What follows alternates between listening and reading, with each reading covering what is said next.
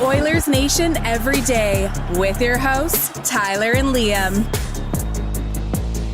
The Oilers are in New York. Let's get into it with the lead. Wait. Game day edition of the show. Oh, there he is. There he is. Right on cue. Hey, fam. And you brought I brought lunch. You brought a snack. I brought a snack. Oh, my God. What's going on here? Who was your previous guest? Actually, this is a brand new, never been used mic stand. Fresh mic? Fresh mic. Let's ride. Game day edition of the show. Welcome in, everybody. Great to see you all in the YouTube chat as usual. The show is a presentation of Bet365. Download the app today. Use the promo code NATION. Whatever the moment, it's never ordinary at Bet365. We come to you live from the Sports Closet studio. Check them out online at sportscloset.ca. Giddy up. Oil back on the ice tonight. Woo, woo. Brand new, eh? It's not even connected. Oh, we lost a screw. The mic stand is new. Mic, not new. Mic, not new. Old mic, new stand. Yeah. It still works. Still works. Yep. The Edmonton Oilers, points in both games to start the year. We're back. It took them until the fifth game in each of the last two seasons to get their third point of the season. We're ahead of schedule. I saw they started 1-3 last year, right? Something like that. Correct. We have a good show coming up today. Not only do we have all the usual game day fun, Louie DeBrusk is going to join us for his weekly hit. He is in New York. You know who else is in New York? Johnny Lazarus. He'll join us at 1 o'clock. He was in the Oilers room talking to Jack Roslovic, Ike Howard, a few other Edmonton Oilers. I think he even got a question with Connor McDavid. At least he told me he was going to try. So he's like low-key digital mayor of New York, isn't he, Johnny Lazarus? Yeah, a little bit. He's also a troll to us in Oilersnation. Oh, yeah. We got to Lazarus. ask him about that. What's the trolling? Everything? Did you hear where he had the Oilers in the standings? Oh, that pissed me off. And I told him that on the air, that pissed me it's off. a bad take. It's a terrible bad. take. It's just not. Johnny is willing to throw his reputation down the drain at any given time. That's what makes him lovable. Did you hear the bet he made with his listeners? Go on. If the Rangers... on Morning Cuppa Hockey. Yeah, on Morning Cuppa Hockey, Daily Face-Off YouTube every weekday. And a new show we're working on, TBD. All right. Not every weekday. They don't work Fridays. No, they do now. No, they don't. They still don't do Fridays? No Fridays. Oh. Monday to Thursday. 4 days a week. Anyways, Johnny no said... coffee on Fridays. Johnny said that if the Rangers miss the playoffs, he'll give 10 random listeners $100 each. No upside bet for Johnny. I mean, but I confident in his team. I respect that level of confidence. That's like betting someone $5,000 to get a hole in one. It is. That's fair. That is fair. Before we look ahead to the game against the Rangers, let's look back a little bit and talk a bit more about that win on Saturday night against the Vancouver Canucks. I know there are some corners of the internet that will tell you the Vancouver Canucks absolutely bullied the Edmonton Oilers, and while physically maybe you could spin zone that into something, that was, in terms of the hockey that was played, I believe the kids call it belt to ass. I've never heard a child say that before. Belt to ass. Jeez. They smoked Old them. school. The score was beyond flattering. I thought we don't do that anymore. Reese, do people say that? Belt to ass. Belt to ass. Really? To who?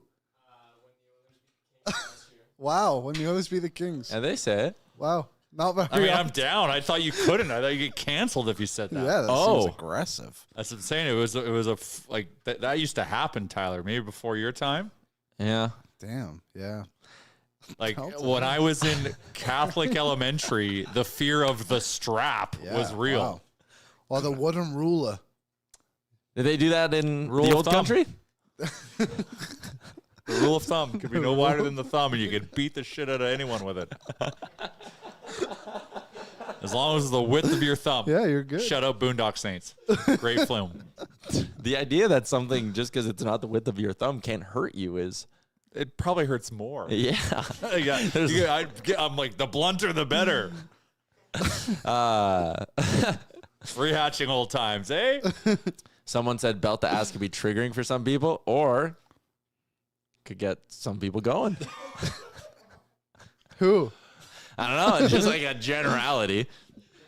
I feel Tyler just like there's like go back through the tapes. There's just Easter eggs of weird shit. Yeah, I feel like you like came to that conclusion too quickly. You're like belt to ass. That's what I want to say right now. That's something. That's like a common internet saying. Never. Well, I'm learning. Yeah. I'm also a boomer or an unk or whatever the hell I am now. It changes every day. Okay. Back to the hockey game. That score was insanely flattering to the Vancouver Canucks. Aaron, what did you say the deserved to win-o-meter was in this one? Deserved to win-o-meter, a thing of beauty. 95% in the Oilers' favor. I barely see that. I check it after every game. Dominance. Without Demko. Demko was a wall. Oh, it was unbelievable. How many shots did Trent Frederick have? I believe four.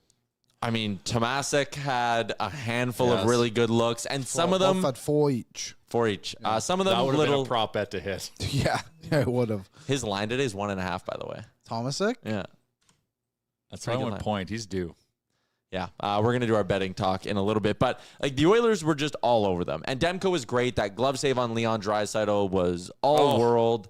And they got some breaks throughout that hockey game. Also, shout out to Calvin Pickard, who I thought gave us a really, really solid start as well. Yeah. Cal's our pal, man. Yeah. Cal's legit. But we're through 2 games now for the Edmonton Oilers. And again, the loss against Calgary was frustrating. And I wrote this in my piece on the site yesterday. That wasn't frustrating because it was like, oh, the Oilers are playing bad. Like, they just gave it away. Each one of those goals was like a clear-cut Oilers mistake. Then they miss on the power play in overtime, and they lose in an 8-round shootout. Like, they're a bounce away from having that game be a win, and they played good enough to win. I don't have a problem saying that. But through 2 games, they've controlled 54% and 56% of the shot attempts. They've controlled 62% and 64% of the actual shots on goal. Despite that, they're getting outscored at 5-on-5. All of this to say, I feel like last year, Liam, it was in November when we were like, man, this team is so unlucky. They will start to score goals. And they eventually did. They went on a great run, cemented themselves as a playoff team again. Right now, I feel like we're a little bit at that where they are getting so many chances. They are playing so well.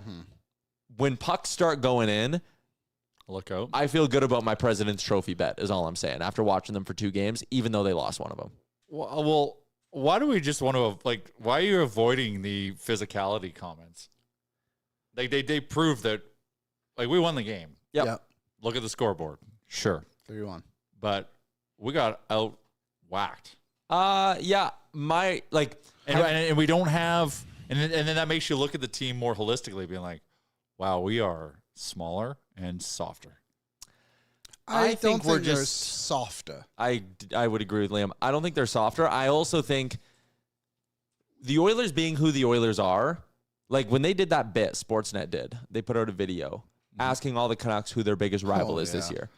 Every single one of them said the Edmonton Oilers. Yeah. And then Vander Kane was like, I'm going to call Zach Hyman and get his take on this. Called Zach Hyman twice in the video, and Zach Hyman sent him to voicemail. That was so weird. And Sportsnet posted the video. It was awkward. It was crazy awkward. Anyways, teams coming to play Edmonton, LA's, Vancouver, Calgary.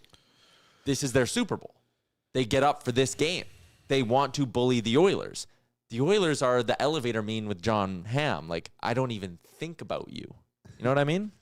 Yeah, but I'm sure. Who's won the Cup the last 2 years? Florida. Okay, Florida. We lost. Okay. And what do they have? What are they really good at? Florida? Yeah. Physicality. Thank you, Aaron. Thank you. Physicality. Yes. Yes. Okay.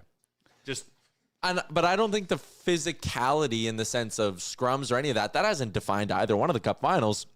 To me, for the Oilers, it's been getting to dangerous areas, maybe being willing to go to the middle of the ice a bit more. We have some players with heart. Mangiapane, player with heart. Ike Howard, scared to get hit.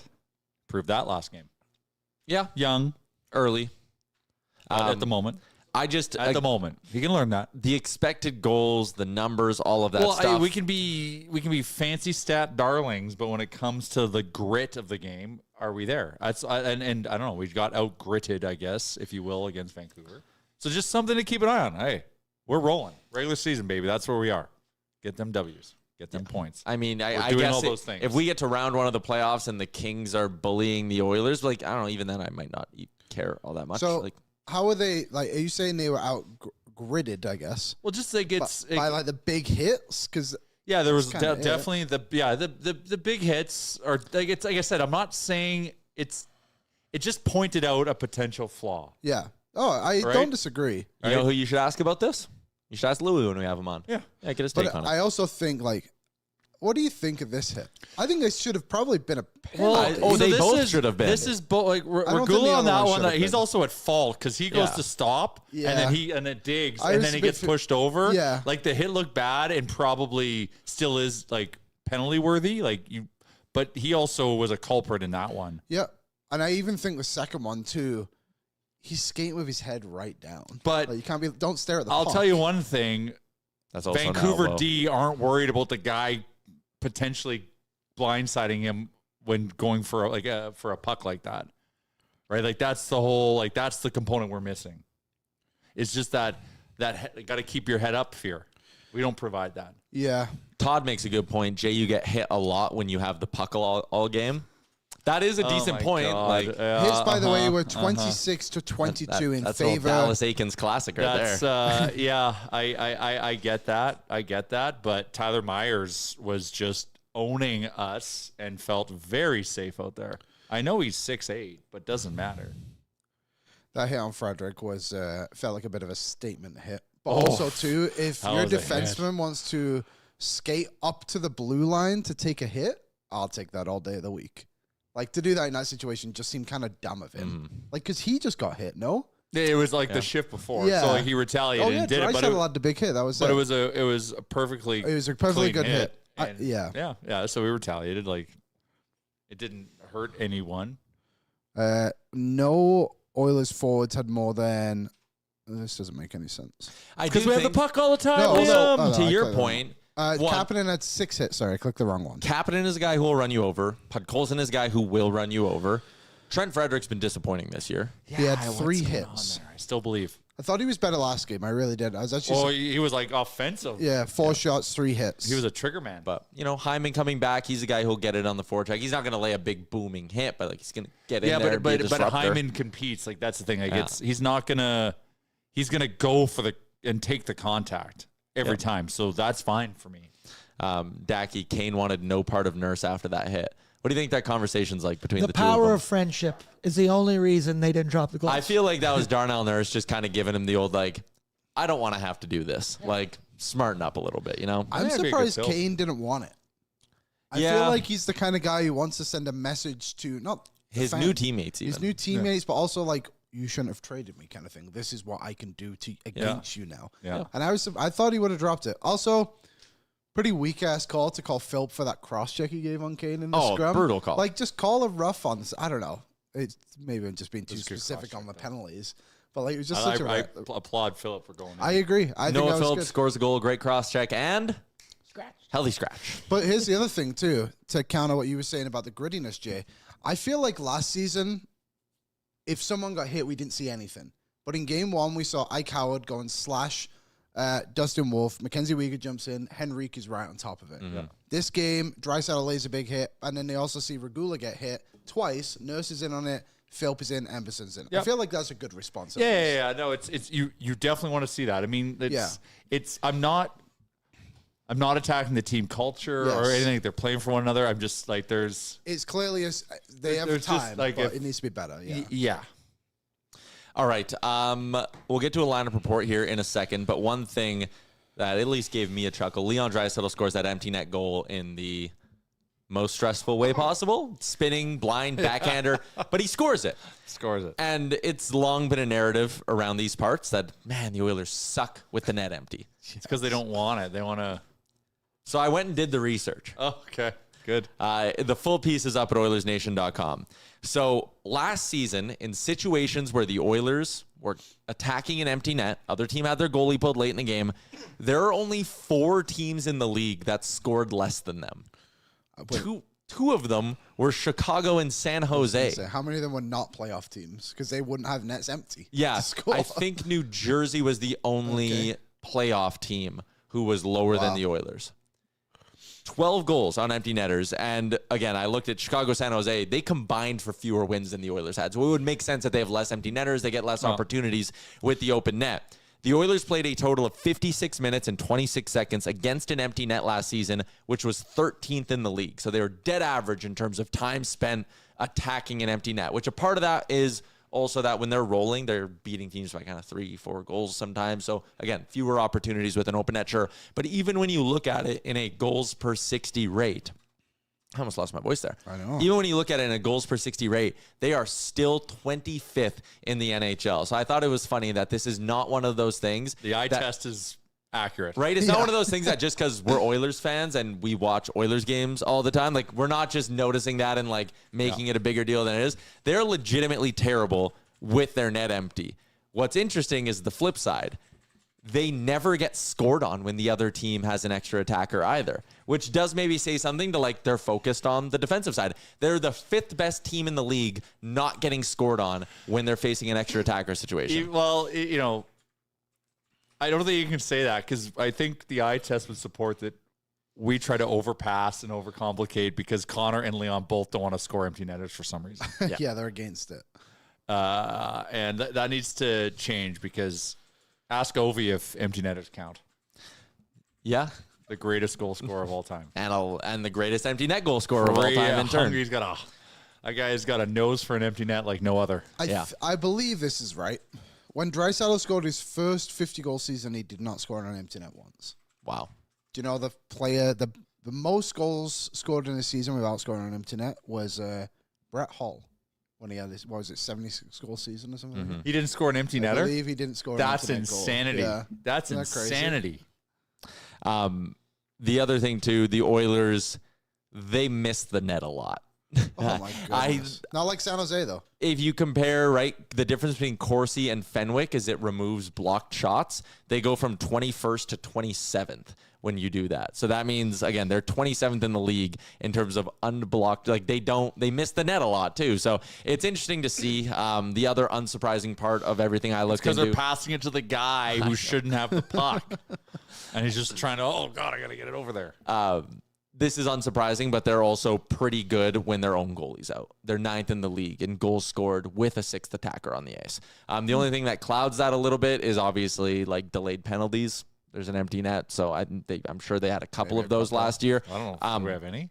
I don't know. But top 10 in the league in terms That's of one of the scoring hardest with their goalie goals out. to score is the 6-on-5. Because it's so jumbled. Yeah. They don't practice Well, sorry, it. I shouldn't say the 6-on-5, but. But there is some research that no one asked for. The Oilers, next time you're sitting at the bar with your buddies. That's and what Oilersnation.com is all about. Yeah, the Oilers legitimately do suck with an empty net. Look at, like, even the goal they scored on Saturday with the empty net was a backhand from the red line. Yep. Like, it's not like they did anything nice to get it or, like, worked their way up the ice. It was just like, damn, like, I'm tired. I'm going to dump this thing in. Quinn Hughes was pissed. And he shot it right at Quinn Hughes. Yeah. Like, we needed a miracle to happen for that to go in. Since I have it in front of me, the best team in the NHL scoring into an empty net, Carolina. they're number Washington 2. Capitals. They were 8. Oh. Tampa Bay is first, and it's not even close. 34.5 goals per 60. Second in the league is Carolina at 27.5. Wow. There's like a 7-goal gap between first and A lot of second. tight games. Tampa just Yeah, cashes good empty division. netters. Yeah. Puck line. That's the puck line team. I put that in the article too. I was like, listen, this doesn't really matter because the Oilers don't get scored on, whatever. But if you're a puck line better, looking at that, it's like, God damn it. How much money do you think they've cost me not scoring on these empty nets? Son of a bitch. Anyways, we're going to go out to our first guest of the day in a couple of minutes. Okay. But first, let me just give you a couple of really, really quick lineup notes. They're brought to you by our friends at Greta. Aaron, you were out at Greta this weekend? Yes, I was. And Brett got his Saturday Jake Wallman tattoo. Maybe we'll show people that later. Yeah, I'll pull that one up later. Shout out Bad Habit Tattoo Company. They came down. It was a lovely Saturday. Oilers dub. We're all the way back. We also have the watch party on Thursday down at Greta. This Thursday, it's our season opening party.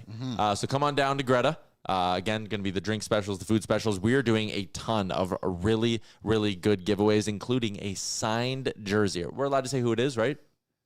I don't know. I don't know either. Just be Signed safe. jersey. It's, there you go. Someone. Could He's be been anyone. awesome to anyone. start the year. Could be us. Waz might have signed a jersey. No. There's only one way to find out. All right. Oilers injury notes really quickly. Knobloch hopes to have Janmark back for the weekend. Hopes to have Wallman back for Thursday. That is significant. Hopes to have Regula back by the weekend, and they're still holding November 1 for Zach Hyman. So those updates courtesy of Chris Knobloch via Mark Spector. You know, I know the team is tight. Why? They traveled in those tracksuits. Those tracksuits were They sick. had tracksuits? That is a team that is on the same page. Yeah, go look at the I loved Oilers. I think on their Instagram, they all had matching tracksuits. Not even like team issued. I wonder Oh, if Connor damn. got them like aloe. Oh. Oh. Yeah, Pretty those sharp, are eh? nice. I wonder if we could figure something like that out. I wonder if they gave one to Louie DeBrusk. Probably nah. Louie would look good in one of those tracksuits. Is it good to go? All right. Louie DeBrusk's appearance on the show is brought to you by Oodle Noodle. You can take advantage of the value menu deal, which allows you to add 2 green onion cakes, 5 spring rolls, or 6 wontons to your order for just $2. Any signature or premium box, takeout only. Find out more at oodlenoodle.ca as we go out to the Big Apple and welcome in our big guest, Louie DeBrusk. Louie, how's New York treating you? It's treating me well, guys. It's a busy place. I'm not going to lie. It's a little bit of culture shock when you come here, when you first get off the bus and you walk around the city. It takes a little bit getting used to, but everything's at your fingertips. That's the greatest thing about New York. You can eat it anytime. You can find something open to get something you need. And that's kind of what I like about it. When you're on the road, it's about convenience. And this is a pretty convenient city for all the necessities and sustenance throughout the day. But no, it's treating me great. It's warmed up today. It looks like a nice day out there. Walked around a little bit this morning. And, yeah, looking forward to the game tonight at MSG, one of the greatest buildings in the world. Wasn't it last year the Oilers were in New York for like a week or something like that, right? Do I recall you went and saw The Lion King last time you were in New York, Louis, or was that something else? That wasn't me. But my wife is in town, so we probably are going to see a show or two. We're here for 5 days again. They typically do the New York trip, right? It's the easiest way to do it. You come into New York, and most teams will set up shop in downtown New York, and then you'll branch out to go to the Islanders, as the Oilers do on Thursday, go to New Day. Sometimes there's a back-to-back in there, but typically that usually is the one trip that's spread out over the course of 5 or 6 days, which is nice. It's nice for the guys to come in, have a few days in the same place, unpack your bags, and kind of go from there. But yeah, you know what? Listen, it's the same this year. They've got 3 here in New York, then they head off to Detroit and Ottawa to finish off the road trip. So a big 5-game trip to start the season after 2 at home, and I think the team looks raring to go from watching them in morning skate this morning. Louis, real question about MSG. Whoa, Jay's here. I have just slid right in. The ramp that the players from the opposing teams need to walk up in MSG, is it that exhausting of a walk? I'll tell you what, it tests the hamstrings, it tests the glutes, no question about it, and you get a pretty good calf burn out of it too. Maybe lower back too, but I've always said this though, it kind of gets you warmed up too. It kind of stretches those legs out going up that ramp. So, and you know, you can take the elevator though. There are ways around it. This morning, Jack and I, we walked in the back way. They wouldn't let us up the ramp. We had a little discussion with the guys at the bottom of the ramp, but they wouldn't let us walk up the ramp. But we did walk down the ramp after practice. So I'll most likely walk up the ramp going in, and it kind of gets you primed and prepped. But it's a grind. I'm not going to lie. The thing about New York, I always remember, and we just saw the rodeo leave town in Edmonton, there was always a circus in here. When I was drafted by the Rangers, I'd come into training camps. And anytime we came into New York, it always seemed like you could still smell that animal smell of a circus, you know, like where the elephants and things that were horses and all that kind of stuff. And you're kind of grinding up that incline. And it's a really, really stiff incline going up that grind. But yes, it is for real. It's no joke. It'd be a great training session, actually. I mean, you know what? If a coach wanted to be a little bit of a hard ass, he could make you run up and down that grind a couple times, and that would probably set the message straight that he wants to get through to you. All right, let's talk about how these first 2 games have gone for the Oilers, picking up points in each of them. I think they've looked really good in both. Like, I've taken from these first 6 periods, we'll call it, some really encouraging notes from the Oilers. What stood out to you in terms of positives from the first 2 games? Control. I know it got away in game number 1. You know what? There was a flub. There's some mistakes. There's some miscommunication, whatever you want to call it. Happens. Probably best that it happened in game 1, and they got a point for the first time in 3 years in the opener, so I think that's a positive. I choose to take the positive look at it. They've looked really good. I agree with you, Ty. I think that they've controlled games, and especially early in the first half of games, they've really come out and dominated. we've seen them do this before, though. Like, this isn't uncommon for Edmonton to come out and dominate a game early. They're a team that does get after it. Now, have they been rewarded for that dominance? Not necessarily. And we've seen that a lot as well, where a goaltender will stand on his head. A team will come out and play, pretty much, I don't want to say it's desperate hockey, and, they make big plays and they dive in front of shots and they're trying everything to not allow Edmonton to get on that board for the first one. They've been a little snake bitten at opening up the scoring in recent years. Sometimes it goes in for them. For the most part, though, they've really got to wear a team down. The thing I like about it, though, and especially in game number 2 against the Vancouver Canucks, they didn't get away from it, right? They didn't get away from it. Sometimes you can get deflated when that puck doesn't go in. Demko was having a game. I mean, he was outstanding in that game. But they didn't let it get to them. And I think that's a sign for me of a mature team. That's a sign of a team that is now digging in for an 82-game schedule, that understands what they have to do. They've gone to the final 2 years in a row. People have signed their contracts and they're ready to go for the year. And I think that to me is the thing that stood out the most to me was you could see frustration. There's no question they're straight to the bench. I watched it and I'm pretty keen at kind of picking that up, guys coming off. But then the next shift, it's a reboot. Let it go on the bench, get a drink of water, settle down for the 1.5 to 4 minutes. You're going to be sitting on that bench and get ready for your next shift. And that's all you can control. So I think they've done a really good job at that. And you know what? Vancouver pushed at the end, too. They maybe made it a little bit closer than they needed to, but they found a way to finish it off. So a good, solid start, I think, for 2 games at home against 2 division rivals. And now they get out on the road and are able to kind of dig in a little bit, not maybe be so concerned with matchups as much as far as that being on the road. A lot of times it frees you up to just go and be better than the line across from you.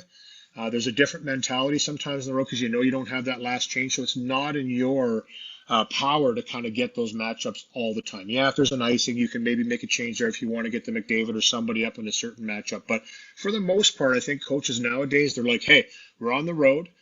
Be aware of who you're out there against. If you're out there against a good line, be better than them. Shut them down. Do a job. And I think that's the mentality they have. Alec Regula, that's my other question. Spoiler. Jack Roslovic making his Oilers debut tonight, going right into the top 6. Yeah. I guess what have you seen from him in practice so far, and I guess what are the expectations from him from the team at the moment? I think the discussion is obviously 5-on-5 scoring. He's a player that can put up points, even strength, which is very needed from this team, and they need scoring down their depth. Speed, he can play center and wing. Both wings is a right-handed shot. Right-handed shot again, something that I think every team covets a little bit of. But here's the thing. He's jumped around. He's scored 20 goals on 2 different teams. He's been around the league for a while, 2015 draft pick, so the same draft as McDavid. And he's really excited. We talked to him this morning. He's excited. I asked him the one thing. I said, listen, you're coming in. You've been on some teams now. You've had some success on different teams. Do you have a template or a game plan when you come into a new team to try and blend in? Do you try and do your own thing? Are you out there, just going balling, or what are you doing? And he said, listen, he goes, some teams, he said Carolina was a little more strict in their discipline. Rod Brind'Amour runs a tight ship as far as systems go. You kind of figure that out pretty quick. But he goes, other teams, you kind of just go out there and do what you do. And that's kind of the approach I think he's taking here. They want to see his speed. They want to see him transport the puck up the ice. He'll be on the line with Nugent Hopkins today. You've got 2 centermen on that line that can step in and take draws, so Nuge can be a little more aggressive. He knows he's got a guy to back him up. Maybe he's a little better on the backhand side with the right-handed shot. So you've got some options there. But for him, I think he just wants to get into some games. It's been a little bit of a journey. Coming off a pretty good season last year, I think he thought, there was going to be contracts that were going to be there for him. There was going to be teams that were looking to sign him. And it didn't happen. And I've been in that situation, not nearly at that level of Jack Roslovic as far as having over 20 goals and looking for a job. But, it's tough. It's a hard thing to deal with when you're sitting on the outside looking in and you're seeing the season start and you're going, oh, wait a second, what about me? When am I going to get my opportunity to step in? He's really excited to be in Edmonton, and that's really important. He's excited to play with really good players, which he's done in his career, and he's a skilled player. This is a talented player. So I think there's a lot of boxes that are checkmarked there, and why Stan Bowman made the deal, why Jack Roslovic felt for him to come here. This is a great, let me show you what I got kind of year for him. So I'm expecting a pretty motivated guy stepping into the lineup. Yeah, I like the way it was explained to us that it's basically just like a paid PTO because November 1, that is when his no movement clause and then the no trade list for 4 teams kicks in. It's almost like, okay, when Hyman comes back on November 1, if Roslovic hasn't earned a spot, that no movement clause protects him from going on waivers. The no trade clause being specifically 4 teams, it's almost like Roslovic knows there's 4 teams out there who had interest in him and whatever. But we'll move on from him and go up the lineup 1 slot to Andrew Mangiapane, who, I mean, this time last year we were all excited about Skinner and Arvidsson, and it just never worked. It was a little square peg round hole-ish. But what makes Mangiapane potentially a better fit in this lineup? He's looked great so far. You know, he's a real interesting character, and I think he, as well, is looking for a little bit. And he was suppressed in Washington. And the one thing you got to really take note of in Washington here, we're working great with the lineup they had and the line combinations they had. And he got kind of suppressed down the lineup, but he played a vital role there on a very, very good team in the regular season. Now, I think the breaking of the record by Ovechkin, he had the assist on the tying goal. He talked about that on After Hours Saturday, which was an incredible thing. But it was pretty hard to ride that wave all year long and then get ratcheted back up again. I think it was almost the peak of the season for them. But the thing about Mangiapane that I like is that he said it too also Saturday, that he's always kind of been an underdog. You know, he's always been one of those undersized underdog guys that's had to always fight for his time and fight for his place. And I don't think he ever loses that or ever will lose that. And that's what makes him what he is. That compete inside, that drive, that chip on your shoulder, whatever you want to call it. I'd say Brad Marchand has that too. You know, you look back when Brad Marchand started his career, you know, he had to chisel away and battle to what he became and is in the NHL now. And he still has that chip on his shoulder. And that's what drives him and makes him a competitive spirit. And I see that in Mangiapane. I really do. Also, I see a guy that's a worker bee. He's got an engine that has a reservoir big. He can go for good times at a high level. He can hunt pucks down, and I think that's what they wanted to do on that top line. He's excited to play up there. I think he's been around long enough in the game, 500th game on Saturday night, for him to know to not go out there and think, I'm going to just, you know, get the puck in Connor and Leon's hands all the time. I'm going to go out there and do what I need to do as well. And that's so important when you're playing with those two guys, and it's very difficult. But I think and again, I want to say undersized, a smaller guy, he's tenacious. He's got a bite. You know, he's got a bite to his game. He'll get to the dirty areas. He can take up space in a different way than, say, a Trent Frederick or a Zach Hyman. But he's got the finish. He scored 35 goals in this league. And I think, you know what, when you look back, he scored in the opener 3 of the last 5 years. And when he gets on a roll some of those years, he had 15 goals here. He had 35 in the first 2 months. I think he wants to continue it. You talked about Arvidsson and Skinner last year, Ty. Didn't really work out. Already, we've seen him make some plays and do some things that you go, okay, you know what? This is the Andrew Mangiapane we saw in Calgary. This is the tenacious little water bug guy that was a thorn in the side of the Oilers, and that's why they're happy to have him on their side. So, you know, I wish him nothing but the best. He's a good kid. I think he really wants to go out there and do well on that line. He's motivated. I think he's got the jam to go out there and do what needs to be done. I'm really interested to see how he does with them tonight because I think he's going to do well, but you never know until you really give it a good shot and see how it works out. Trent Frederick down the third line, center, back in the center position, which is where I think a lot of us thought he was going to start the year. Get his feet moving, a big guy might get him a little more motivated to kind of drive a line a little bit instead of being, I don't want to say passenger on the top line, but you've got to react off those two guys. And sometimes that can be more difficult when you're used to being the guy that goes out there and is handling the puck a little bit more. So some changes in the lineup, and I think that's important early in the season for Chris Knobloch too, to see kind of what mix you have. And I think it's also a little foreshadowing, guys, as you've preempted. There's guys that are trickling back into the lineup here, and they're going to be for the next couple of weeks. So there's some decisions that are going to need to be made. Well, on the blue line as well, like, what was it? Wallman's not due back till after the weekend, right? Regula's back this weekend, but then after that. He said Wallman potentially Thursday. Oh, Thursday. Okay. Well, either way, this decision could come soon. I wanted to ask you about Regula, especially in comparison to Emberson. Feels like Regula's been a bit more noticeable, whether that's because he's been getting hit so often. Like, that might be part of it too. But it feels like he's making more plays on the puck. Holy jeez. Yeah. So, what have you thought of him early? He came in as such a mystery player. I agree with you. I do. He's really impressed me. And I hate to say surprisingly, but we haven't really seen a lot of him. He hasn't played for a long time, right? So, and he hasn't played in the NHL for 2 years. So it's kind of, it's a wait and see. How is he going to deal with the recovery to the injury? He said it feels fine. I've been very impressed with his puck play, though. That's the thing that stood out the most to me, is the fact that he gets back, he gets a puck on his stick, and he's already where he wants to go with it, which is so important with the lack of time in the game now for a defenseman to be able to go back. This team wants to play a game where they get the puck in the forwards' hands quicker. Tape the tape, on the tape of the forwards to get them going the other way. The quicker you can do that, you're going to be more successful. And I'd say he has been one of the best at doing that through preseason in the first couple of games. I didn't like the hit from Kane from behind again, the forearm shiver and the name tag, driving his face into the boards. Filipino missed the remainder of the year last year from a hit from Jason Dickinson the same way, not even a penalty on the play. I'm like, you know what? I don't know what they're not seeing in that to not think that's a penalty. I'm not picking on Evander Kane here. He's always been very deliberate and straightforward with his hitting, and he does cross the line. He hammers guys. He caught him with a huge hit later in the game, as you mentioned, Liam. I mean, that was a monster hit. You don't hit guys that hard anymore in the game. That is a Wendell Clark on Bell kind of hit.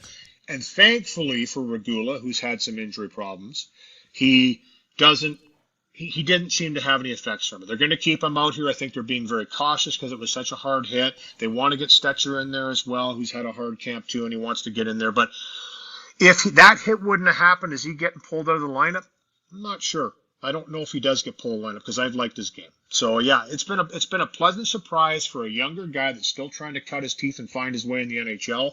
He's got the size in the game, and I think once he gets a little more up to speed, he could be a real find. This is a guy that can make plays. I've been really impressed with that. Louie, enjoy the game tonight. Enjoy New York. Safe travels, and we'll chat with you again next week. Thanks, guys. I hope it was okay. My audio was going in and out. I don't know how it was on your ends, but one of the negatives of this big Apple City is that there's some monster buildings around me here, so cell service might not be the greatest downtown. But you're in the jungle, baby. Yeah. That's what it is. Welcome to the jungle. See you, Louie. See you later. All right, see you guys. There you go, Louie DeBrusk, Sportsnet broadcast. He was It seemed fine for us. He was but fine. He had a couple little earlier on. gaps, Yeah. But well, you got that. Just eat it. I wanted to finish this. Just eat it. It's fine. We'll be all right. It must be pretty warm at the moment. Do you know one thing, Louis? There's a couple of things Louis said which I wanted to bring up. I didn't want to cut him off. The first thing, which is actually the last thing he spoke about, was the Regula hit, which he mentioned. Cheeto got injured from it last year from Jason Dickinson. I forgot about that, but at the start of every season, the NHL always does this thing, doesn't it, where it's like, we're going to cut down on this year, or it's this year.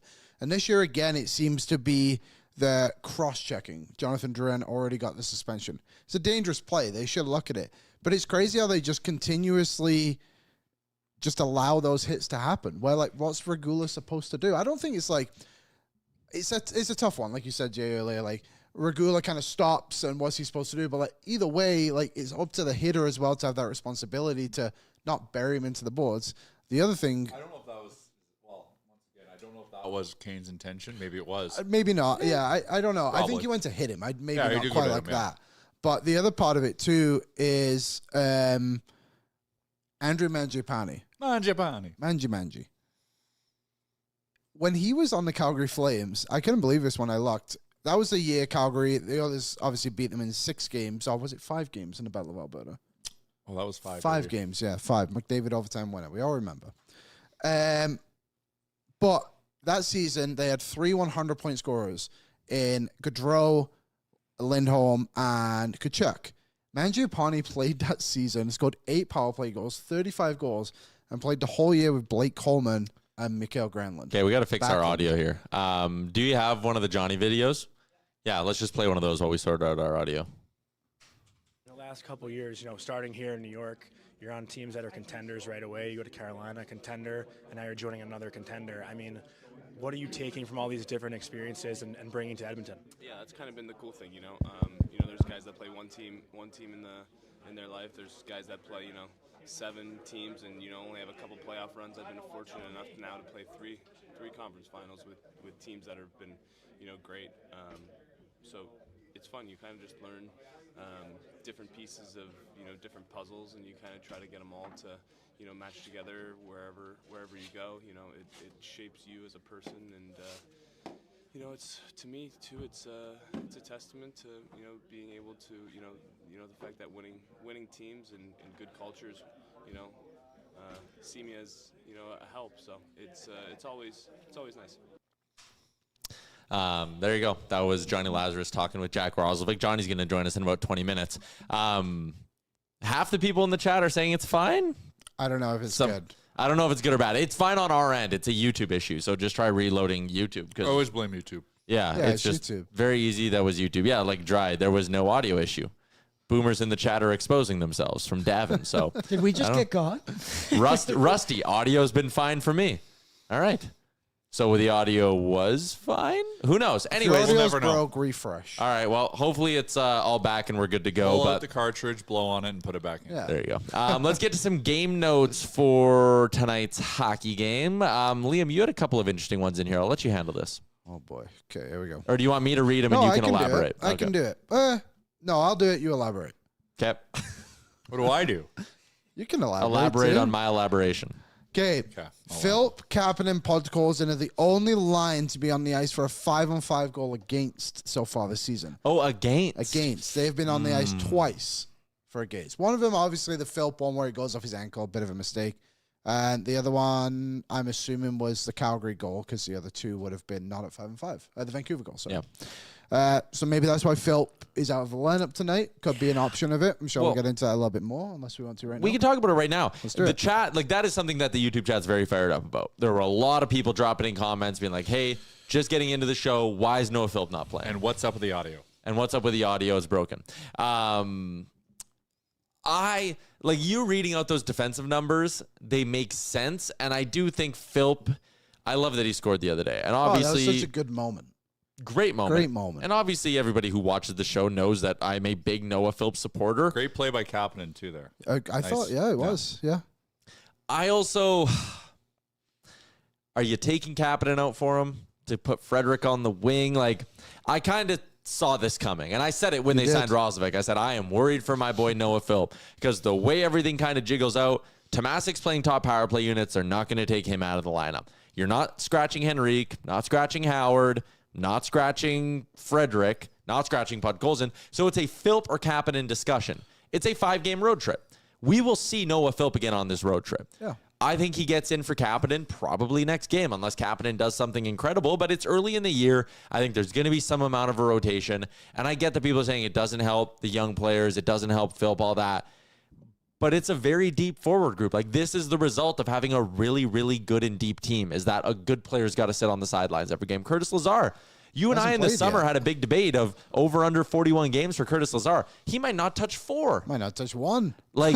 This team got really deep really fast. And as much as I'm disappointed Noah Philp sitting, and I understand the frustration, Kapanen's been great physically. Are you going to sit him? They want to give Frederick games as a center, all of that. I don't know. I can see the logic. I'm not going to roast them for this one. If Philp sits for 7 straight games, then we'll have a conversation. If Philp sits for 3 straight games, we'll have a conversation. For now, I'm okay with this. Well, I guess you need to see what happens in those 3 games. But worthy of a conversation. Mm-hmm. I think one thing that surprised me about the Philp issue from some of the stuff I read about the Rangers in their early games is they've really struggled with defending speed.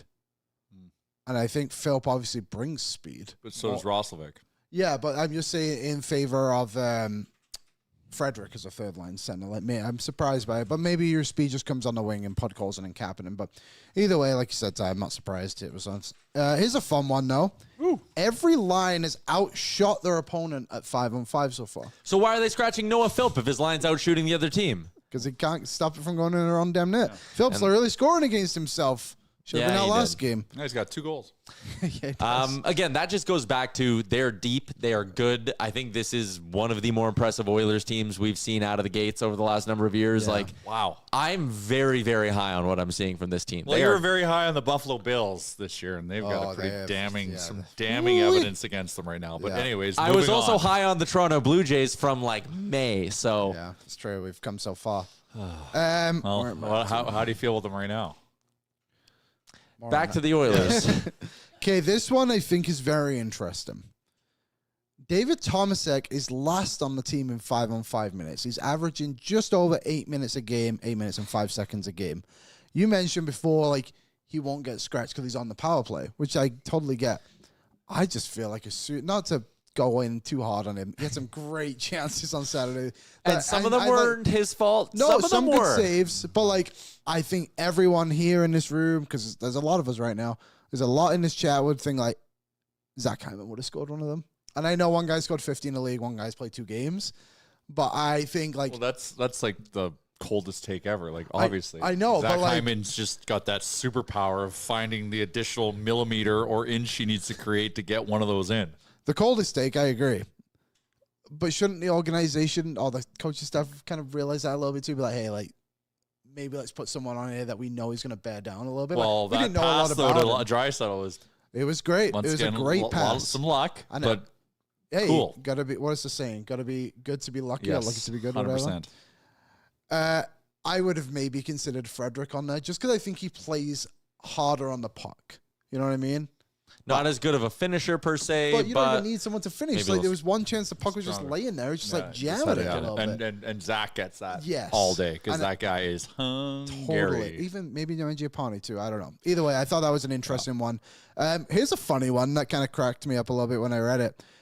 Jack Roslovic, known as a 5-on-5 scorer. Mm-hmm. However, on the 2 lines, he basically played top 6.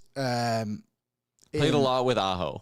Yeah, and when he wasn't with Aho, he was with Svechnikov or whoever their second line center is too. He was outscored at 5-on-5 last season, like quite significantly. So that was interesting. Well, he is a 5-on-5 scorer, not a 5-on-5 Not a defender. Yeah. Yes. And that's kind of always been the book on Roslovic. I just want one more on Tomasek. That, you talking about the lack of 5-on-5 minutes, like, after watching the Calgary game, I was like, they love this guy. They were putting him out there in overtime over Ryan Nugent-Hopkins. Yeah. I think they might just be trying to put him in positions where he can succeed, which is the power play. I think so too. If Hyman's back, got to remember, he doesn't need waivers. I know. I think about this too. If they're still not trusting him at 5-on-5 10 days from now, and we're like 6 games into the season, he's still last on the team in 5-on-5 minutes, Hyman gets his power play spot back. There's going to be nothing for Tomasek. Maybe he could develop into the odd man out. He's also taken 3 penalties so far. Yep. It's only been 2 games. I don't know. Like, I'm not against him by any means. He's got a ways to go because Hyman's not going to be back. But, like, for example, these next couple of games, like the Oilers, and I know Demko is really good, but there was also chances like he should have scored. He had 4 high-danger chances on the power play alone. Yeah, and I mean, 2 games in, I'm not going to roast a guy. No. 4 games, 5 games, if you're still missing on 3 power play looks a game, then we have a conversation. It's like... Tomasek hot seat. Yes. I mean, out of all of them... Lukewarm seat for now. Like, people are just talking about, like, someone put it in the chat before. I think it was Brian. Mentioned it was like, Ike Howard should go down to Bakersfield because he needs the minutes. Sure, I don't disagree with it. Like, I can see the logic behind it, but, like, he's also playing 10 minutes and he's not getting anything else outside of 5-on-5 minutes. Yeah. Tomasek's playing on the power play with the best players in the world. He's not scoring. Let's do our betting segment for the day, boys. Feels good to finally have Jay in the room for this one. Yes. Really making me feel good about my bet. Lineup change. I should have just stayed the course with my original bet. For our friends at Bet365, download the app today. Use the promo code NATION. Whatever the moment, it's never ordinary at Bet365. All right, gentlemen. First off, this is your first time on the show since Game 6 of the Stanley Cup Final. It's been a long time since you've been around. It's been a minute. Yeah. Miss you guys. What do you make of our spray tan bet? I love it. I couldn't hate it anymore. He's livid that we did just this. because, like, and I said, you missed this. This is the Jay. guy who needs it the most. I have a great tan. I have a great tan. I probably have the most on the line here. I'm white as a ghost. You don't want to be glowing for a little bit? No, I don't at all. Well, then don't lose. Well, that's the whole motivating factor. It's got to be something you don't want it. I said this the other day when you went on for the first game. But I said to Taz, I was like, you just put yourselves in terrible spots. You did this with cat food. You sit here and you make fun of Johnny for his $100 bet. Like, what do you have to win in this? Potentially seeing one of the two of you. But like the other one too is like, I'm going to eat cat food. I can't remember what the bet was. Winning the spray tan should be the prize for winning, not losing. No, he should not. What you worried about spray tan? It'll go away in like a week. It's not been my thing. It's not eating cat food. First playoff doesn't cost game, you money. It's always around my birthday. I get birthday pictures every year. Well, now that's perfect. And we're like, wow, Liam's doing good. Okay, but Getting that vitamin D. We also have to discuss something about the betting this year. Something that occurred on opening night. What? Tyler and I got early cash outs, but our bets lost because the Oilers lost. So we asked the chat, and the chat Okay, go ahead. The chat said it should count because it's a Bet365 segment. 100%. And they cashed it out. So Yes. just one. Okay, sounds good. So you're in the hole early. Okay. Barely. But yeah, okay, so early just wanted payouts to count. count Yes, for the year. it's a Bet365 game. We play by Bet365 rules. Okay, thank you. Wanted to make sure you were here when we fully discussed it. One of my biggest bets I've ever hit was when the Oilers went up 3-0 against Vancouver in Game 1. Oh, yeah. And that was one of the legs of a parlay, and I won a lot. Yet the Oilers lost that game, and it was very conflicting that night. It always at least the times when I've like cashed a parlay and that's happened, like your team blows a big lead, I'm so upset about the game. It's not till I like go to bed later that I'm like, oh my god, my bet's hit. Yeah, I sleep a bit better. I remember the game's like 3-2, and I'm like, oh, but I think I got the early payout. I think I might win this bet. And then I looked at my phone. I should never have done that. I jinxed everything. But I did win the bet. All right, our picks for tonight. Who do we got first? Jack Roslovic over 1.5 shots, minus 115. Oh, that's a good line. I think he's going to be coming out of the gates looking to fire some pucks. I looked at Nuge over 1.5. I looked at Tomasek over 1.5. But I like Jack Roslovic in his debut. I just think, again, he'll be buzzing. He'll be looking to see if one will bounce his way and get off to a hot start. So Roslovic over 1.5 shots on goal is my pick. Nice, easy, minus 115. Playing it safe this year. Yeah. Yep. Who's Liam? Draisaitl goal, plus 115. Odds have gone up from the weekend. He was minus both games at home. So plus He did score. It's in both games. Yeah. And I mean, like, 3 in a row. the power play has been unreal. Power play has been great to watch. Great chances. So It's sexy. Tomasek, yeah. Maybe you should Well, pass it a bit this more. is where I'm dragging that along. Hopefully my boy gets an assist here. You know what, though? Like, great odds. Like, Great odds. He's due. He's due. He's We just need lots of power plays. The math game is going to math here at some point. Has to math. Plus 450. Got to make up for the early payouts in the last game. Yeah. Or in first game. So, yeah, plus 450. See, I feel differently than Liam does about Tomasek here because I'm like 2 games in, one beautiful play to Leon. Second game, multiple chances. I mean, yes, he got robbed by Demko. I'm like, he's That's 2 where I'm for at. 2 on power play. Well, and I most think he's been importantly, good. Aaron, where are you at on the spray tan? Oh, I've got no problem with spray tan bet. I think it's funny because you are on camera. That's what makes it better. Yeah. But I can't say, I don't know how long they last. You just said a week. Is that actually factual? I think it depends how thick you get it. I'll tell you something. If I finish last, I'll be getting 1. Whatever, like, the level of it is. Like, I'm not coming in like someone who's just been in a bodybuilding competition. That would just be something no one wants to look at. That'd be very funny. Well, hey, For the rest of we playoffs, know we it's did. whatever a standard spray tan is. What is the you're not standard? going for the extra and you're not going for the lower. It is what is the standard spray tan. I don't even know if it can get me darker. Well, that's why I'm a little like Well, There's 3 levels to spray I'll tan. go deep bronze. deep bronze. Deep bronze. Bronze me up. What are we looking at here, Aaron? It's just Google level 1 light, level 2 medium, dark. So it really seems like there's mostly just 3. I feel like So maybe medium? Yeah, medium. Liam, you're not gonna lose. You won last year. I know, but Seems like he's it nervous, just feels folks. like there's a lot more on the line for no reason. Oh, it's going to make you think. That's the whole thing. Like, what do I get if I win? See how he is under pressure. You get to watch someone else get a spray tan. Yeah, the relief. And you won a bunch of money. Congrats. This is. Seems pretty self-explanatory. I think Tyler's currently in the lead Okay. because my bet last game was only plus 110. Yours, I think, was That's like 260, I think. Yeah, something What like did you that. hit? McDavid Lee- 2 points, Leon 2 points, Oilers money line. On opening night, so early payout. Yeah. They Bang, bang. had Well it done. cashed in my account by the end of the first period, so it's good. I need these Oilers bets to hit because my Blue Jays bets are. There not you been hitting. go. Brownie Oilers. Tannin is unhealthy. Don't do it. The health gods are in. Well, You we can gotta do we it gotta do some once, research. We but gotta if do you some never research. smoked a cigarette, Never. You've never smoked one cigarette in your life. Nope. You're so full of shit. Next Why would Is I that smoke? because Liam vacation tries. darts don't count? Is that why? It's because I don't smoke. It's bad for your lungs. Haven't you heard? This is the guy who Now, secondhand says smoke. the guy who grew up in coal-ridden England. Yeah, we don't get the sun there. Just And burning and coal for nobody everything. Smokes. Well, now I live in Sherwood Park. No, It's a different type of coal. uphill breeze, whatever they call it. We Should Liam get a different punishment then? No. Pierce your ear? Belly button. I'd rather not. Oh, I'd pierce rather your ear get or spray tan. I'd rather get a fixed spray tan. Okay. than all right. any I'm just learning your piercings. scale here. I'm trying to. That's up. Piercing your ear is fashion. Oh, I would not do Not ear my- piercing. Why? No, I would never get any piercings.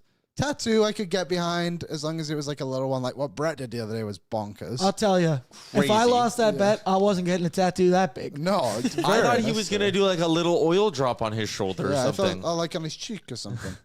I saw him put the stencil on, and I was like, "Whoa, that's pretty big." Was he dude. born in '96? I think so. I think that's also, and we discovered that if you look at it either direction, it is 96. Yeah, that's cool.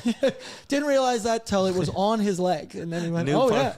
New punishment for Liam: you got to smoke a whole pack of cigarettes. Yes, yes. If I would, I'd let He you. wouldn't get past the first one. He'd be vomiting. I would let you out of it. You can do no spray tan, but during the show on the air, you got to smoke a whole pack of cigarettes in an hour and a half. No, that is Like insane. an old, like, Isn't it 24 in a pack? That's like 12. 20, I think. 20, Oh, 20. old English, talk show, What, This and, room just stinks. and like, after- what if you really like it? What if you really like getting a spray tan? And I'm, You're so spray tan guy. then I'm gonna have to move. Just somewhere hot where I just can't get spray tans. What was that one show host called? Rod Peterson, Yep. where he just like lived in Saskatchewan forever, but now he lives in Florida. Yeah. That's what I'd have to do. You would just So go I'd move to the sun. and like total pivot. Like he was like a Riders guy. Now he does like Panthers and Bolts Yeah. podcast. So like you got to pivot and do like some, like you can do I'll the, do like Miami Hurricanes podcast or yeah, something like like that. Orlando Magic. I was talking about that with the guys at hockey yesterday. Like you're always so fixated on your own sports team. Like Yeah. there are people out there who are diehard Orlando Magic fans. Yeah. It's too bad, isn't And it? it's always funny to be like, I couldn't imagine anyone in the world caring about that franchise, but they'd probably say the same thing about the Edmonton Oilers. Yeah. Yeah, it's true. We don't have our giveaway today. It's only for home game day editions of the show. But people really like the game. So we'll try to maybe figure out something else we can do. We've been giving away $25 to Sports Closet every home game day Fun. for a mystery player. So maybe we'll try to find something we can give away on road games going forward, and then we can keep playing the game every day because it's been good. Should we give the people the clues anyways, even though there's nothing on the line? Sure. I did it today. So Yeah, we Liam- do. Well, to connect with what we're going to be doing this Yeah. season, precursor, maybe a gift card to Dog Patch. If we can do that, then it'd be great. Can't we do that? Yeah, I think I just had an internal dialogue meeting, and the answer is yes. So should we play the game right now before we get to Johnny? I love games. Okay. So it's our mystery player of the game. The player has played for both Edmonton and New York. There are 4 clues. First 3 people to get it go into the prize wheel, and you're going to win yourself, if you're the lucky winner, $25 to Dog Patch. You want to read the clues since you did the game? Or do you want me to do it? I have them right here. I feel can like do I'm it. doing a lot of the heavy Okay, lifting I'll do today. it. First clue. I spent 4 seasons as a Ranger and only half a year in Edmonton. I played over 1,000 NHL games. Oh, I think I know it. So again, 4 years as a Ranger, half a year in Edmonton, over 1,000 games in the NHL. It's not Messier. It's not Doug Waite. It's not UC Marketing. Newer. I recently retired as a member of the Ottawa Senators. Ooh, that threw you off. Oh, yeah, I got it. I played in exactly one game as one playoff game as an Oiler. We saw him walking with Olivier Rodrigue after pregame skate. Yeah, we did. In Oh my LA. God, this one was not hard at all. I think we already got him, Aaron. You Isaac. also told the organization to kick rocks. He did do that. He was really upset he got healthy scratched in the playoffs. Dougie Waite turn is Doug Waite, right? Yeah, but he just won. Yeah, he just won, so you can't win again. I got Isaac, Daniel. And Ty. Ty. Throw Mason in there too. We haven't seen him on the show before. Shout out Mason. 4 names in the. Thank you, Mason. Derek Brassard is your mystery player. Is that who you were thinking from the jump? That's who we saw. Who I know, but who's the first player you thought? Oh, Alish Kotelik. Oh. No. All right, we got the wheel up. Spin That wheel. We'll get the timing down eventually. Come on. Mason newcomer. It lagged out. Who is it? Ty. Well done, Ty. All right, Ty. Email me, Tyler@Oilersnation.com, and I will get you all sorted out with your Dog Patch gift card. Hopefully, you live in Edmonton. Probably should have prefaced that a little bit. But anyways, Ty, shoot me an email, Tyler@Oilersnation.com. Are you sticking around for the last half hour, or do you got to go? I don't know. Let me check my phone. It's been buzzing. All right. My phone too.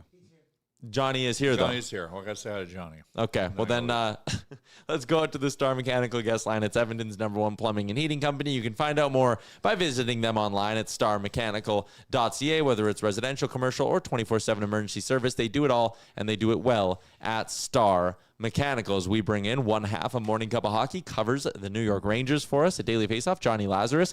Hey, Johnny, how are you doing? I'm good, but I don't like Maynard Nugent Spivey. That was so mean. They wrote in the chat to delay me as long as possible. You should hear what they say about Colby. Yeah, they're easy on you compared to Colby. Don't read the chat. I won't. Did you get, I know you were listening along, did you get the mystery player? Kodalik is a crazy pull. I originally thought it was going to be Ryan Spooner.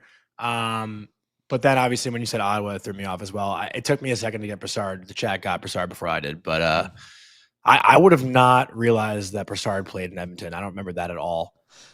Deadline pickup. It was brief. Very irrelevant. Very, very short. He scored on his first game. And it might have been his only goal. Yeah. Anyways, we'll move on from that and talk a little bit more about tonight's game and the matchup between the Oilers and the Rangers. We'll start with some Rangers-focused stuff, and then I got some Oilers things for you because I know you were in the room today.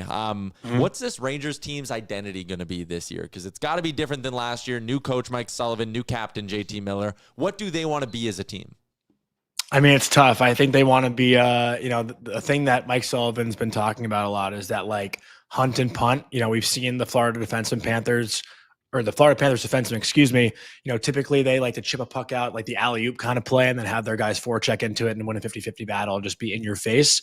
The Rangers are trying to do that a little bit more as opposed to being a team that's super skilled and likes to make plays when they enter the blue line. So I think that's a reason why Panarin's had a little bit of a slower start.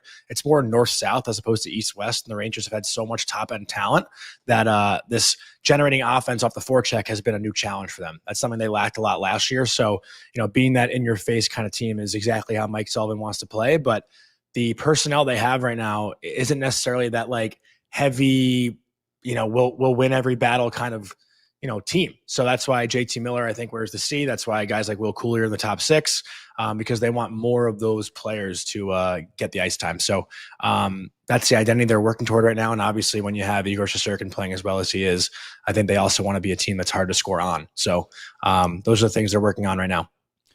Crazy stat from the Rangers to start the year. 10 goals on the road, but no goals at home so far. I believe that's mostly because of Charlie Lindgren in the last game. But what's kind of been going wrong at home, and why can't they score a goal?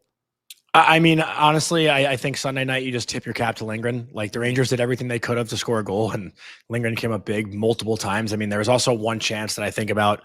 I think Cooley made the pass, but Connor Sheary got down on one knee for like a one-timer for empty net, but it just bobbled like right under his stick. The puck luck just wasn't there, and sometimes that happens, throughout the course of a season. But the home opener, the first game, that was just miserable. That felt like, more so game 83 of last year versus game 1 of this year. All the same habits from last year looked like they crept in. Panarin and Miller didn't look 100%, but they weren't generating any chances on the inside. There was no second or third opportunities. It was all perimeter play, and the building was just not into that game at all because, the first minute of that game, they get a power play. Power play looks terrible, and sometimes, I don't know if you guys know it in Edmonton, but other teams might feel the pain of a power play that can take momentum actually away from you. Obviously, having McDavid and Bouchard and Draisaitl on your power play doesn't happen often for you guys, but the Rangers were hemmed in their own zone in the first minute, and their power play comes out and looks terrible. So right from the get-go, it was just kind of bad vibes. That's a Johnny Lazarus Oiler compliment. That's real nice. Am I an Oilers hater? Like I feel like last year I was more just like complimenting the Panthers. Well, I mean, you picked them to lose to the Kings last year. You're on a lot of dartboards. And a week ago, I was on your show, and you said they're finishing behind the Ducks. Yeah, that's not like hating. I don't like sit here and say the Oilers suck. I just think other teams are better. But the Ducks. But the Ducks, Johnny. We'll see. Yeah. All right. I'll throw you one. Like, McDavid resigns. Like, the free agent crop for next summer, for a brief moment in time, was looking great. And now Eichel's off the board, and I'm sure Kempe will be off the board, and Kyle Connor's off the board, and McDavid's off the board. Is there any fan base or any organization, I should even say, that's more disappointed in a weakening free agent class than the New York Rangers? Like, you've talked about Panarin's future and how it might not be in New York, but there's not like another ready-made superstar for them to go sign. No, there's not. But I don't know if the ready-made superstar is what they need. That's always been the Rangers' trend, is going and getting the big fish, the big name, and it never works out. I mean, we've seen it from Gaborik, Nash, Kane, Tarasenko, all these big guys that they want to go after, that at the end of the day, they need a more well-rounded out team. Like, that's what the New York Rangers need. And honestly, like, I don't think it'd be a negative at all if the guy the Rangers ended up with is Alex Tuch. I don't know what's going on back there, but it's making me insecure. Jay has to leave, so he tried to crawl across the floor. But love you, Johnny. Got to see my Tuchus. Love you, Jay. Everyone saw him. Sorry, but I would love Alex Tuch on this team. Like, I think Alex Tuch is a guy that the Rangers, like, that's the type of player the Rangers need more of, right? Someone who's big, fast, strong, and skilled as well. I would not be upset at all if the Rangers landed Alex Tuch. I wanted to ask you I believe this is the right play you've brought up. Noah Labar, is that you pretty high on this guy, right? I think it's pronounced labia. I don't know how it's pronounced, but you like him, right? It's Laba. I mean, yeah, he's had a good start to the season. Yeah, he's been great. Had a great college career in Colorado College, played 3 years there. But again, like, the Rangers had a hole at their third line center, and he's a guy who's big, strong, and he could skate like the wind. I mean, his stride, I don't know who I'd compare it to, but the way this kid gets up the ice is probably one of the best forwards, honestly, on the Rangers, as far as just going goal line to goal line. And the way Colby actually pointed it out too, the way he stays above the puck, like, I think that's something that's, very important to the Rangers too, because last year they gave up so many odd man chances against and left Igor Shesterkin out to dry. So having a third line center that is responsible like that really helps this lineup out. So Laba is a guy who I don't think they had envisioned to be a top line center at many points of his career. And maybe, over the next couple of years, he earns that by, playing well in his third line role. But for him to go down to the AHL, this is something we talked about a lot, and get top line minutes when he wouldn't really see that in the NHL just made no sense. So for him to be filling this needed spot on the Rangers roster, I think it's super important. He's done a great job with it so far. I have one more about Matthew Robertson. He's a Edmonton former guy. Edmonton Played Oil for King. the Oil Kings. It looks like, is he going to be a regular on the team this year? He was drafted 2019. It seems like it's taking him a while, or is he just a bit of a stopgap until someone comes back? Because Soucy's injured, right? Yeah, Soucy's out. Listen, Matthew Robertson's always been the guy who's like the 7th D. He gets called up and never really sees any game action. I don't even know how many games he's played in his career, but it can't be more than 50. Okay, yeah. 3, yeah. Not. Yeah. Yeah. He's been around the organization, and I think they've kind of just understood what they have in him. He's never been someone who's really shown up and excelled or exceeded expectations. But, when the Rangers need to make a paper move or whatever, he's just the guy who always comes up and fills that hole. He hasn't, I don't want to like necessarily bash the guy. Like, he looked fine the other night. But for whatever reason, it just hasn't really clicked here. He's been the odd man out. I want to ask you, what do you actually think about this Oilers team? And I know there's a lot of guys on the roster who, like, it's unknown. Like, who knew what David Tomasek was coming? Like, he's from. We still don't know. We still don't really know. Like, these two rookies in Howard and Savoy. Like, on paper, their team doesn't look as great as it has been in the past. But I'm curious what you legit think of this team. I mean, full transparency, like, I haven't been able to watch a complete Oilers game yet out of the first 2 this year, so I'm not going to sit here and, like, make my judgment. But the blue line's the same. The goaltending's the same. So, like, you shouldn't expect any differences, in those 2 areas. I think there is just a lot of unknown and new faces. Like, that's something that Chris Knobloch preached about today, is that, there is a lot of Spec, I think, actually asked this too, Mark Spector, he asked about the internal competition. And that's something that's good for the Oilers. That'll breed, more competitiveness, not only in practices, but in games too. Like, you want Isaac Howard to go out there and try to earn himself a spot in their top 6. Like, I'm sure that's where the fans want him to be, correct? Yeah. But in practice today or in morning rush or morning lines, Isaac Howard looks like he's dropped down in the 4th line. So that should, breed some sort of competitiveness and a little FU in his game tonight. I would expect him to go out and be a little pissed off and, try to show himself a little bit so he can, earn more responsibility from the coaching staff. That said too, I think adding Jack Roslovic, I think Louie DeBrusk, and he's awesome, by the way. Like, I love that guy. Man. He was talking about like the speed that Roslovic brings. I think Roslovic, within 2-3 weeks will be playing alongside Connor and Leon. Like, I think he's a perfect fit for a guy like McDavid.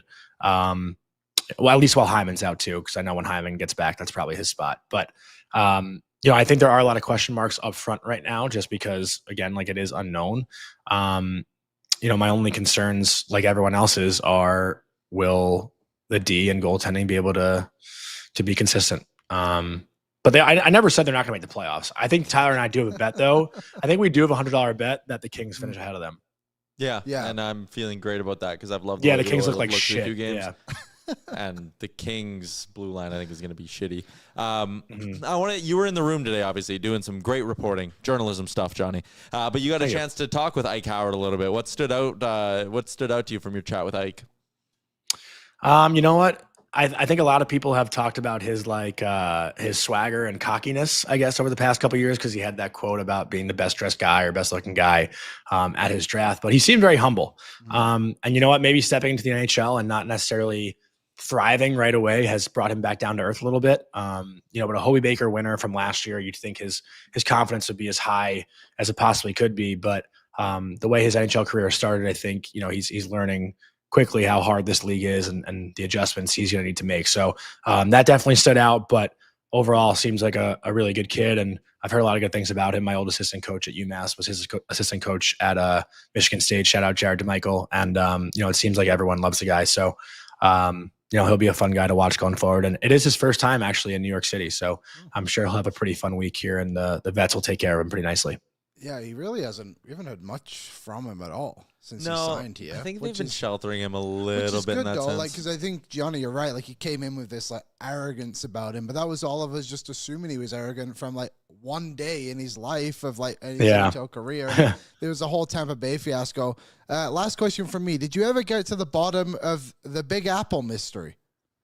Louie DeBrusk actually Googled it. It's something with like horse racing, I think. I didn't actually like go look it up, but he was talking to Pod Colson about it. But it was funny, and like, Pod Colson's accent, I just hear like in the background, why is it called Big Apple? Like, so it just gave me a good chuckle, and I walked over to him and I was like, you know what? I actually have no idea, and I've lived here my whole life. So that was a pretty funny moment from Morning Skate. But the Oilers media staff is incredible too. Like, you guys really have a stacked lineup of people that cover this team. Yeah. Again, they're great. Louie is the man. Louie gives us time every week. Louie was on the show today. Yeah, it was. Johnny's been watching. I was watching, yeah. The audio is fine. See, like, he's even in on the bit.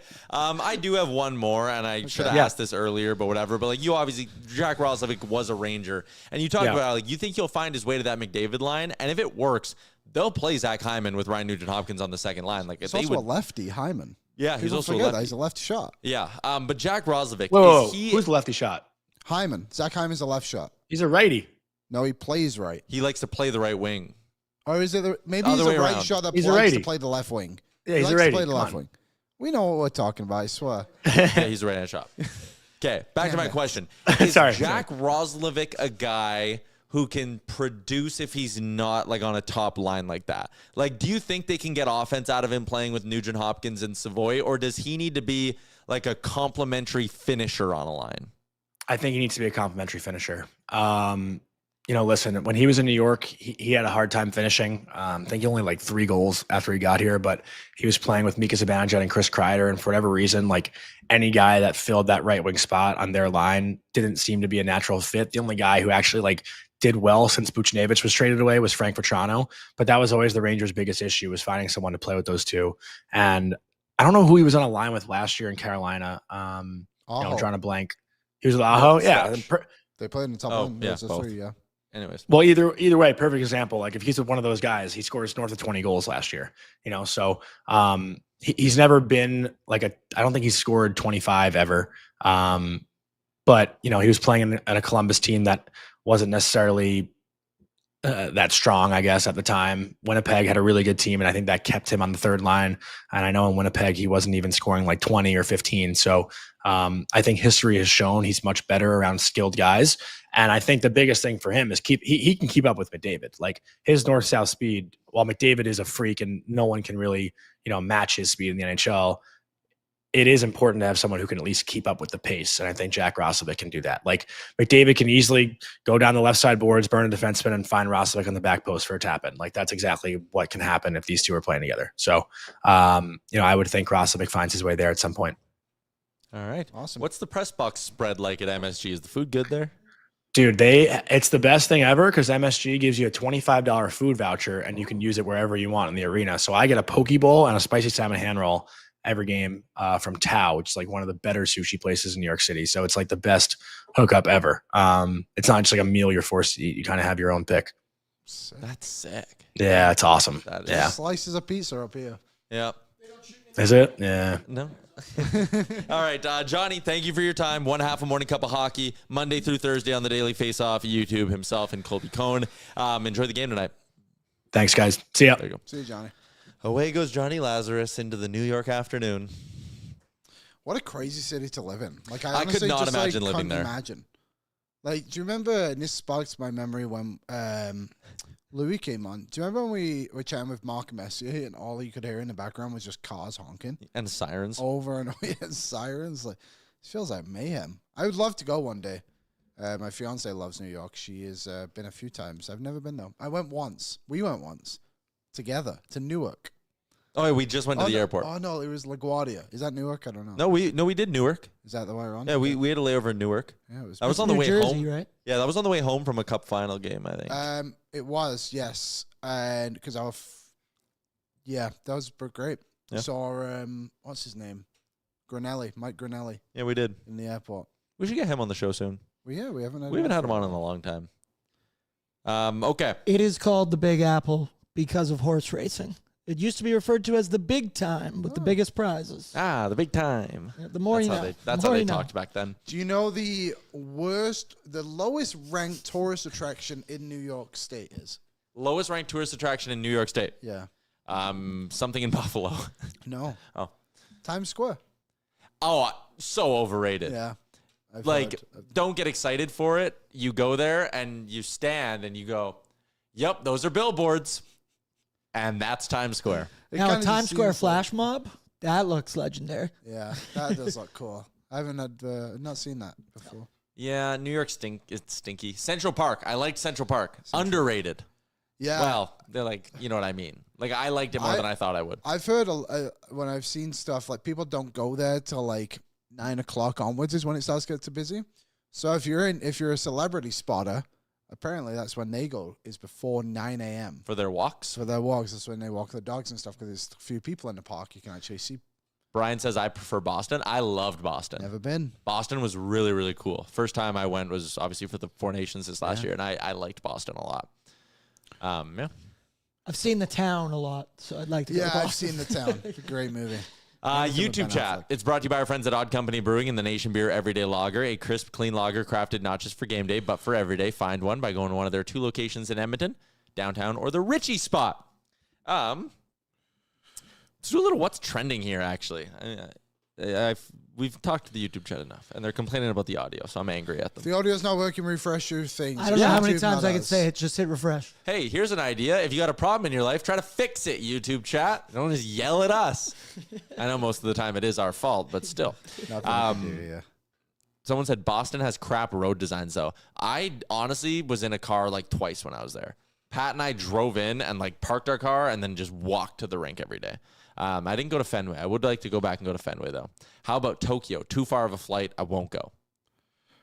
My friend's actually in Tokyo right now. Really? And he just... So is mine.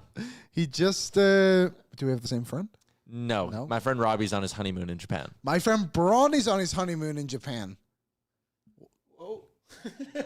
His name's Braun? His name's Bronson. Oh. Yeah. Sick. Yeah, it's a great name. Great guy. He wrestled. He did sumo wrestling against he had to put. So on he's a big guy? No, he had to put on like a suit and like was one-on-one with a. I'll send you the picture. Maybe you can pull it up. I'll send you the meme my friend made. Actually. Okay. My cousin went to New York a few years ago. First place he visited was Empire State Building. I walked past the Empire State Building, looked up at it, and went, man, probably good. I didn't go up it or anything like that. Tokyo's great. So Statue of Liberty? Did you go that?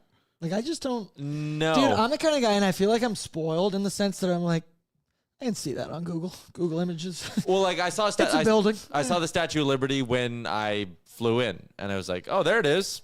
Okay. Thanks for the gift, France. Yeah. You have to go to Japan. Too far of a flight. It's not that bad. It's like 16 hours. It's like 10. No. It is. Japan's not that far. Because you just go the other way. I think you transfer in Vancouver or LA, one of the two, and then you just go right across. No, 10.5 hours. You're right. Okay. That's still a long time. Did we do a lineup report? Yeah. Okay. We talked about Mangiapane moving up. And yeah, there's not really much. No Philp. Yeah, we talked about Noah Philp. Stetcher's in. Stetcher is in on the blue line. Regula's out. And Skinner is your starting goalie tonight. Sure, here's your lineup from Johnny Lazarus. Thanks, Johnny. McDavid, Draisaitl, Mangiapane, Nugent Hopkins, Savoy, and Roslovic, Frederick with Podkolzin and Kapanen, Henrique with Howard and Tomashek. That fourth line might barely play 5-on-5. Yeah. Ekholm with Bush, Nurse with Stetcher, the Nurse Whisperer. Kulak with Emberson is your third pairing. So there you go. Lance says, first class, Tyler. I'm not flying first class to Tokyo. Can't get afford that. That would be crazy expensive. Yeah.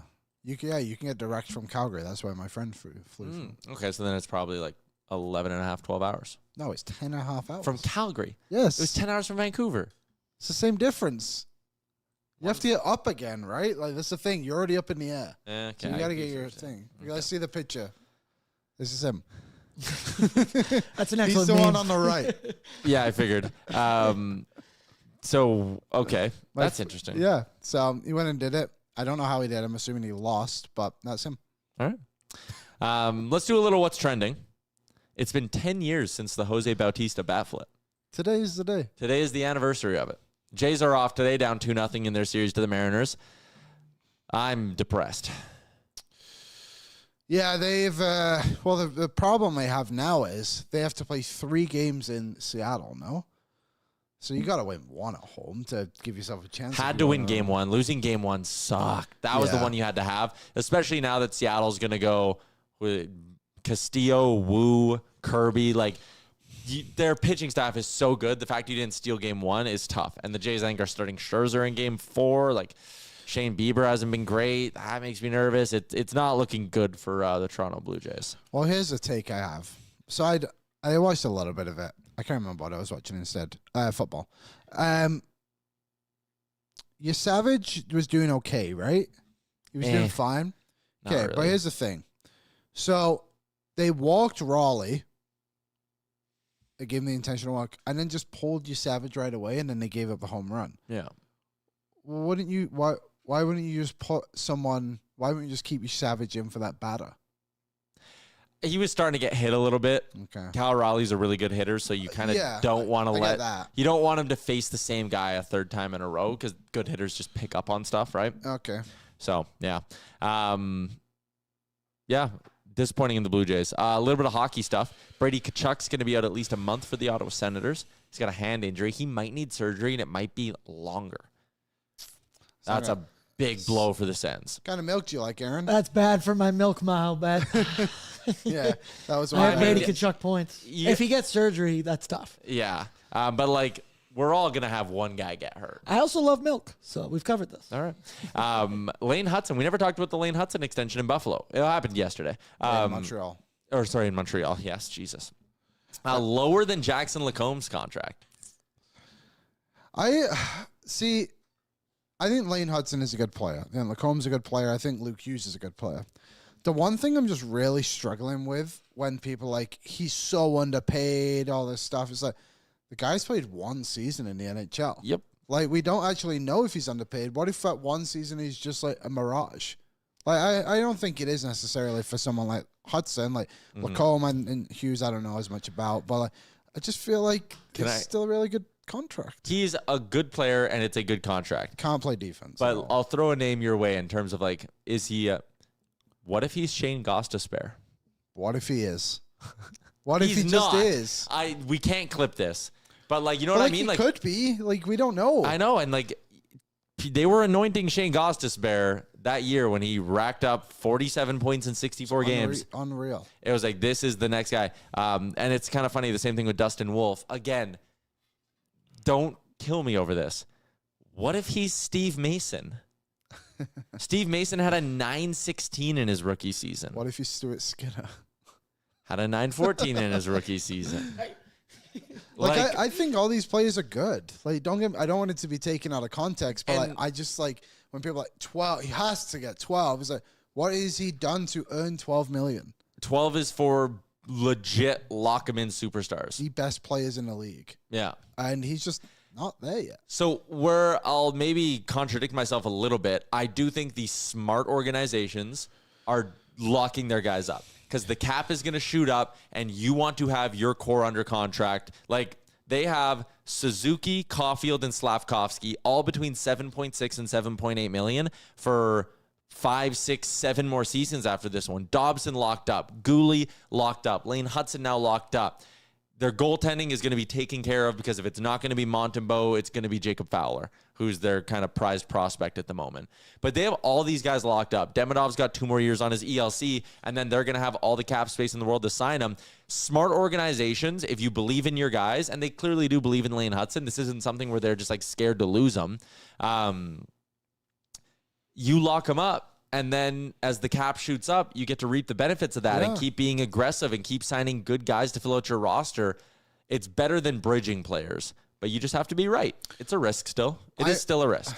I am surprised these guys all took 8 years. From a player's perspective, I think they should have taken less term.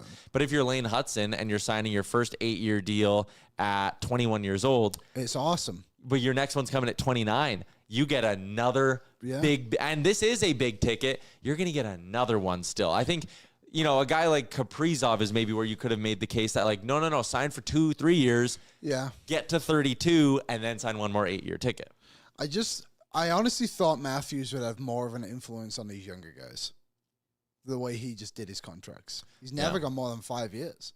Correct. He's an American player. All these players that have signed are American players. I honestly thought that was going to be a bit of a trend, and we just really haven't seen it at all. Yeah. Matthews going to be a UFA the same year Connor McDavid is, and Matthews will be 31 years old. He's going to get one more big ticket. What's Cooley going to get? Logan Cooley. Because he's an RFA. Well, did you see the report of what he turned down? That's what I mean. Like, what is the next one? He might be a $10 million player. He's a good player. And we need to readjust our scope on what a $10 million player is as well. How's he started the year? I know Dylan Gunther's doing very well for me. He was on the What Chaos show today. He is on What Chaos, so check out our friends at What Chaos. Only 1 goal to start the season for Cooley. But it's okay. It's only been 3 games. Yeah. What do you think happens tonight? I think the Oilers win, and I think they actually get out to a strong lead because I think the Rangers don't have a very good team. Yeah. I think they have like 4 or 5 good forwards, but at the end of the day, Connor Sheary is playing on their second line, and their third line is basically 3 players I've never heard of. I think the Oilers typically do pretty well at MSG. I'm thinking of a couple comeback wins and stuff. Like, I think they'll be fine. Their blue line's nothing to write home about. Can I give you a little bonus bet? Please do. Connor McDavid's going to score tonight. Yeah, I think he did too. Did you see he had 11 shot attempts against Vancouver the other day? They're going to start falling for 97. We got to jump because it's 1:30. New episode of Oilers Nation Radio going to drop later on this afternoon for everybody. So we'll try to have that out, I think, by like 3. We'll try to have it out by 3. It'll be tight. Like in terms of podcast, not YouTube, obviously. Podcast, because that way we can get right to... you might be able to go ONE and then 3 o'clock, hopefully ONR, pre-gaming with Boardsies at 4. Yeah, it is. Everything gets moved up real good on these Eastern Road swings. Me, Zach Lang, and my boy Bert, obviously, coming with you. I think this is the first time I've done an in-studio show since Game 82 of the regular season. Oh, yeah, because you would have been Feels good to be incredible. home. Feels good to be back. There you go. All right, 4 o'clock right here on the Oilers Nation YouTube. Shout out to Louie DeBrusk. Shout out to Johnny Lazarus, Jeff Merrick on the show tomorrow. Oh. Plus, we'll get another friend, and we'll have a game to break down. Good stuff happening. Subscribe to the YouTube if you haven't already. Enjoy your Tuesday, everybody, and oil up. What's up, Nation citizens? If you enjoyed today's episode of Oilers Nation Everyday, make sure you hit the subscribe button here on our YouTube to not miss any of our content. We got you covered from interviews, insight, analysis, everything you need to stay up to date on everything around the team. Hit that subscribe button so you don't miss a video.